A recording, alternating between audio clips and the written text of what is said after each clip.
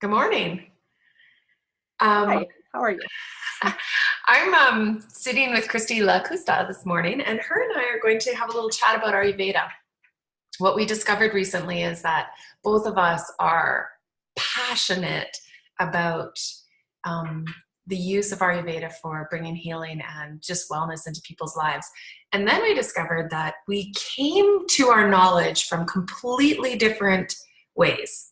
So all of my teachers have been Canadian or American, grown up in Canada or North America, and learned it from a Western perspective.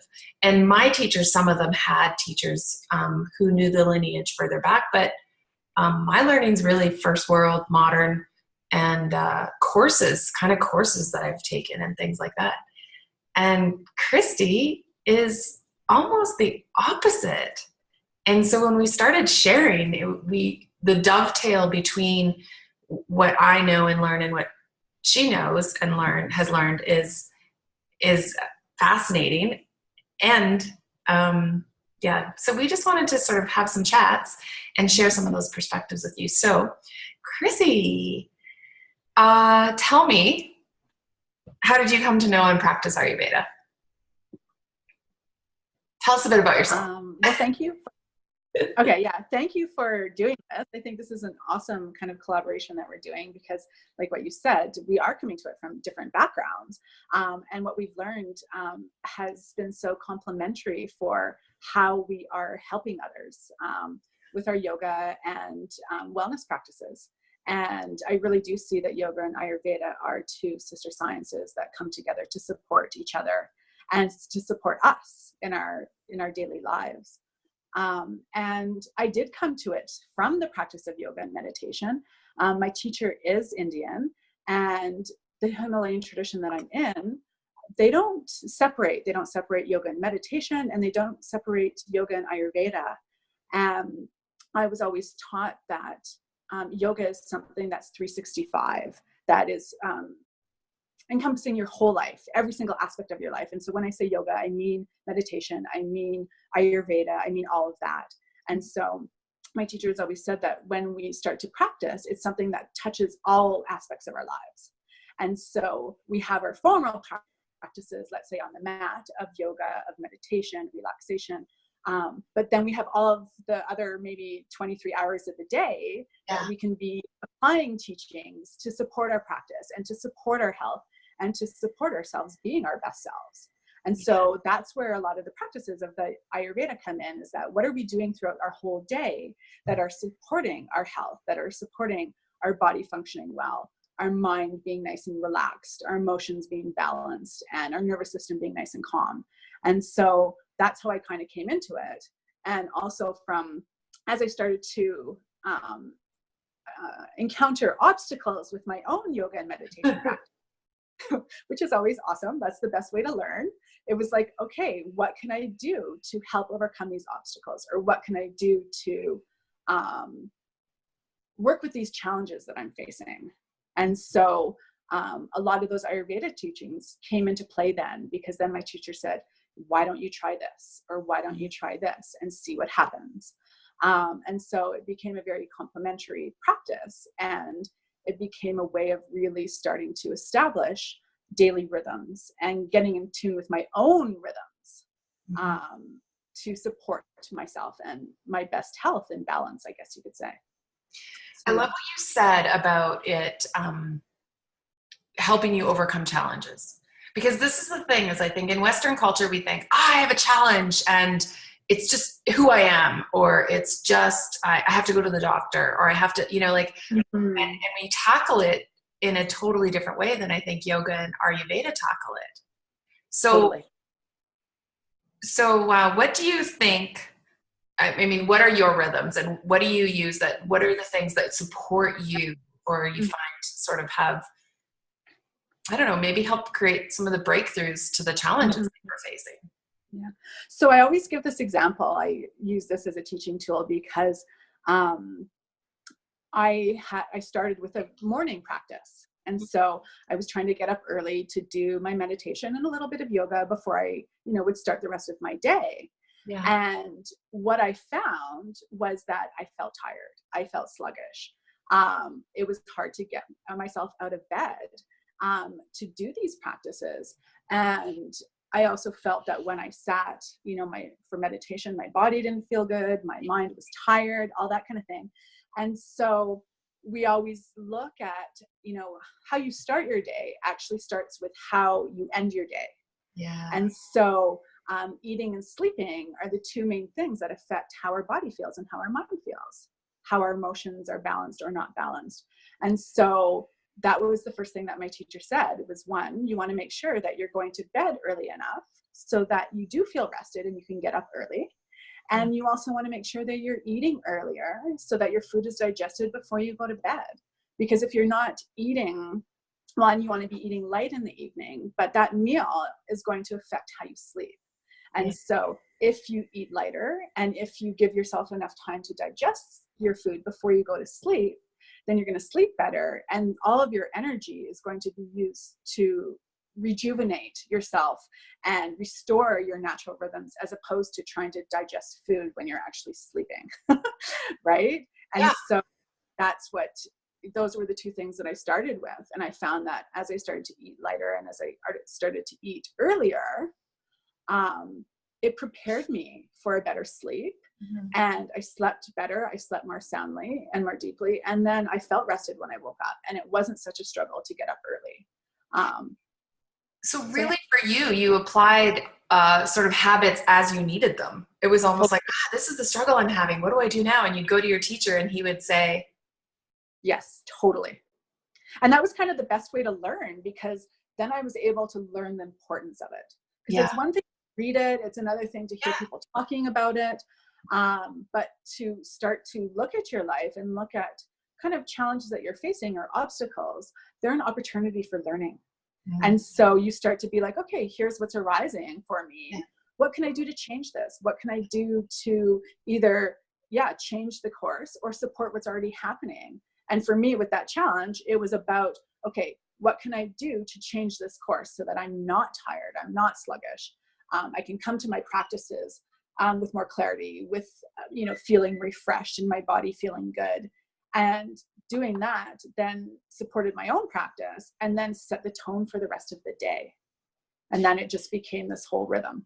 So the other thing about your approach that I really like is that you are not applying this stuff because, I don't even know what the right word is, but you're applying it in terms of self-inquiry, right? Totally. Like you're not going, this is my to-do list and I must stick to it. And these are the rules to success for my life. Mm-hmm. This is you saying, hi, I don't want to live like this. I want to feel different in my body. And how do I get that? Tell me more about your teacher, because he's beloved, isn't he? He was, I've only had a small experience with him, as he was my philosophy teacher and my yoga teacher training 10 years ago. But Pandit Kaur is quite a fantastic person. He's amazing. Yeah. He is a direct disciple of Swami Rama of the Himalayas. He is one of the senior teachers in the Himalayan tradition. He also studied and worked and traveled really closely with Swami Veda for 17 or 18 years. And so he had that direct one-on-one relationship with his teachers. And what he has always taught me, which I love, is that as a teacher, you're a role model. And so what you do, how you present yourself, how you move and be through the world, that's how students learn. That's how the people around you learn. It's not by necessarily, talking about philosophical things. It's how you live those habits and that wisdom. And so he was with those masters for many, many years. And that's how he then has been teaching me and teaching all of us, that are in the tradition.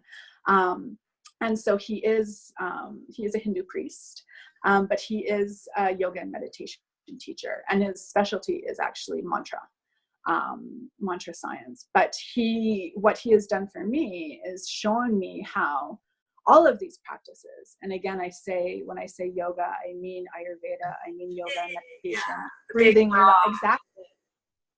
How they can help us to connect with ourselves, develop a relationship with ourselves, reestablish that connection, because oftentimes it's been lost, and then to cultivate that so that we can be our best selves. We don't realize how good we can actually feel. Right. And when we start to apply these teachings and start to apply this wisdom, we start to realize, wow, I have this ability to feel amazing. And my body is an amazing thing, and my mind is an amazing thing, and I can support that. And it's almost like you feel your potential all of a sudden. You're like, oh, there's this something that's way bigger than I ever anticipated available. Totally. If I support it, it's available to me. Yeah. Exactly. And he's always said that all of this wisdom is actually inside of us. And so all we need to do is relax into ourselves and allow it to flow. We start to listen more deeply. We start to feel more deeply. And that wisdom, that intuition naturally starts to arise within us. And that's what starts to guide us. And that's how we start to feel, oh, this is beneficial for me. These habits are good. They support me. These habits are not beneficial. What do I want to do to kind of thin them down or delete them from my daily life? But it starts to be this inner guidance that starts to actually flow and to guide us. And so that's the most wonderful thing, because then you're not actually relying on anything external. You start to support your own self through yourself. Mm-hmm. So have you had times where you feel like you've fallen out of your practice? Totally. That's in our course we talk about 1% improvement all the time, and how, you know, we can't sort of dive into being a master at this all of a sudden. So, and there's this sort of 2 steps forward, and then we feel ourselves take the 1 step back sort of thing. So what is your experience, and what can you share regarding that, you know, the journey, I guess? Yeah. Well, and you know, so the biggest thing that my teachers always told me about that is that it's when we take those steps back that we actually start to see the biggest growth, because we actually have to then look back and figure out what's going on, what's right, what's wrong, and reapply to then take us forward. Yeah. And so it is, in a sense, a step back, but it's also a step forward, because it's forcing you to integrate the teachings and the principles of wisdom more deeply. Yeah. And so you are calling on your own self, right? For that self-reflection, that contemplation, and digging deeper into the teachings to then propel you forward. Right. So it's actually a great learning opportunity. And so when I was thinking about, go ahead.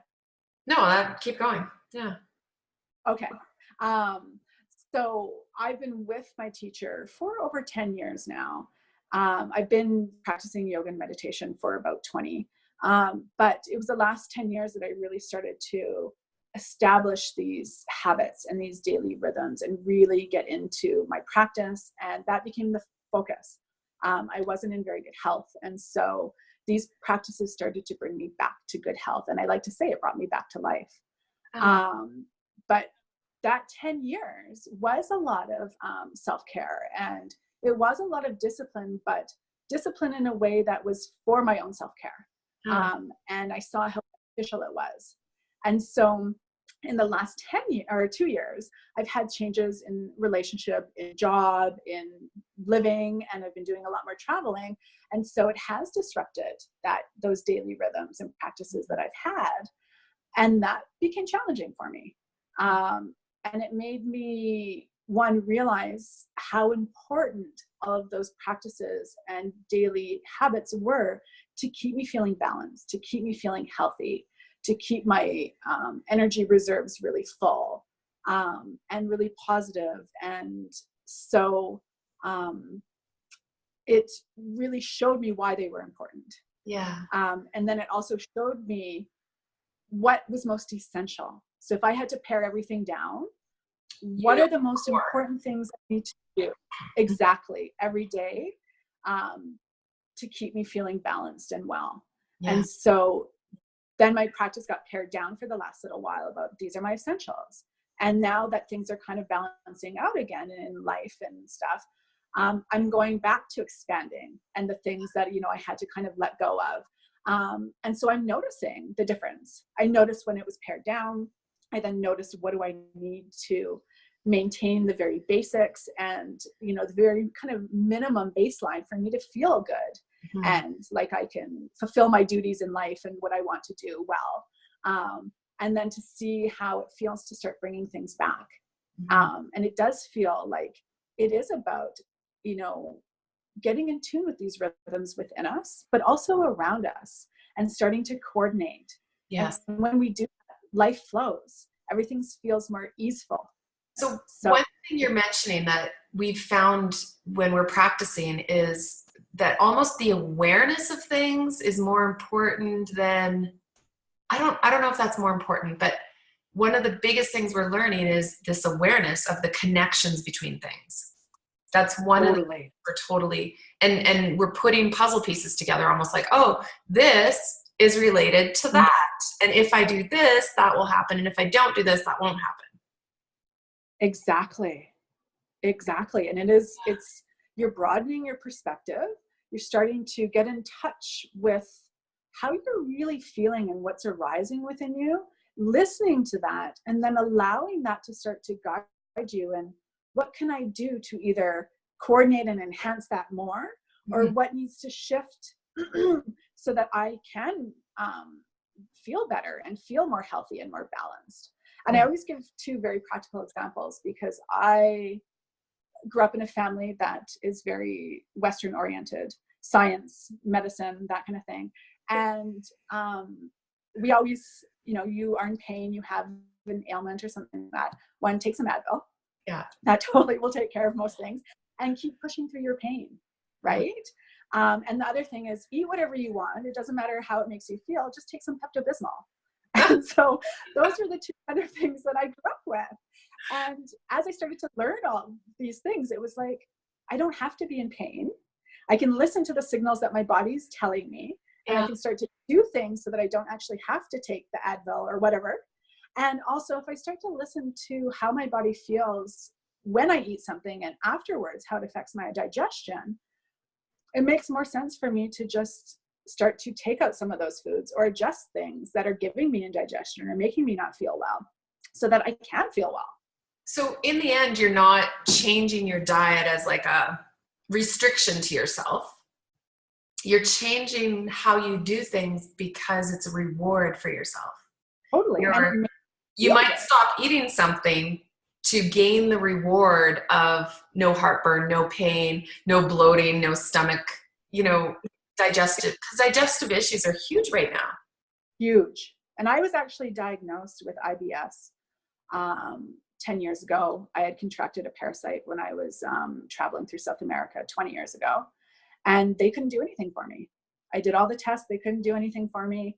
They said, just deal with it, do the best you can.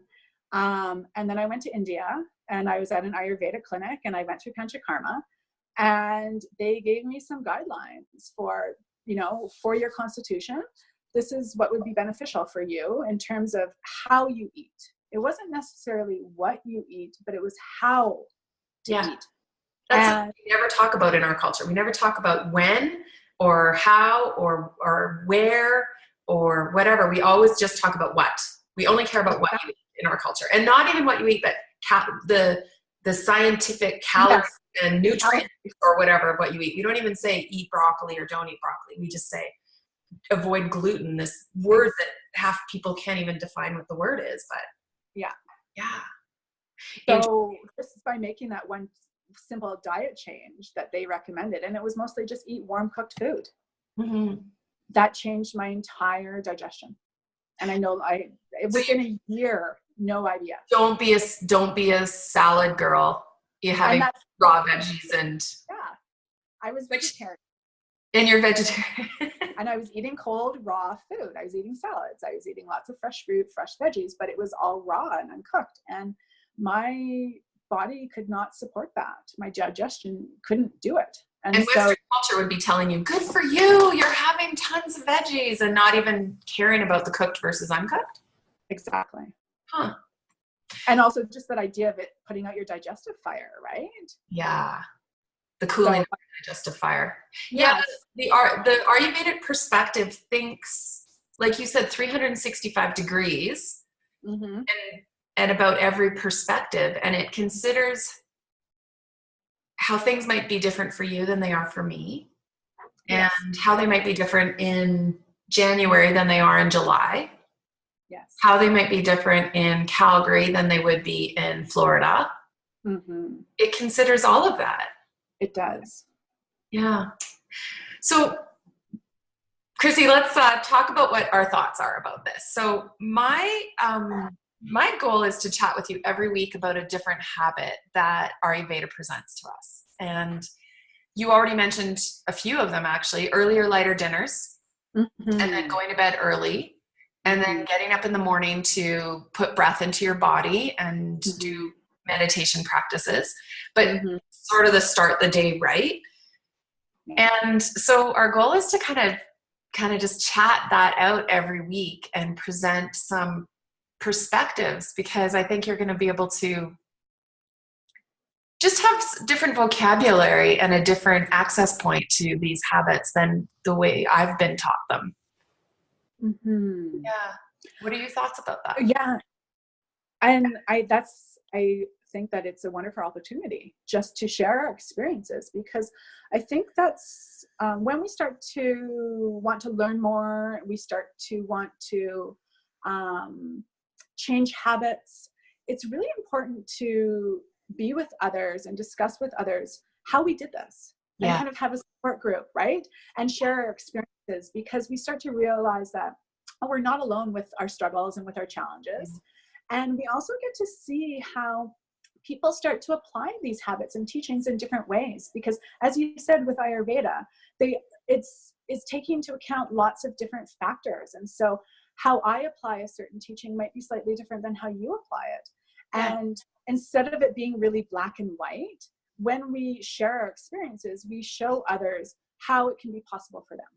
And we want to make it as easy as possible for people. We want to, show people that these habits, these, teachings are very doable.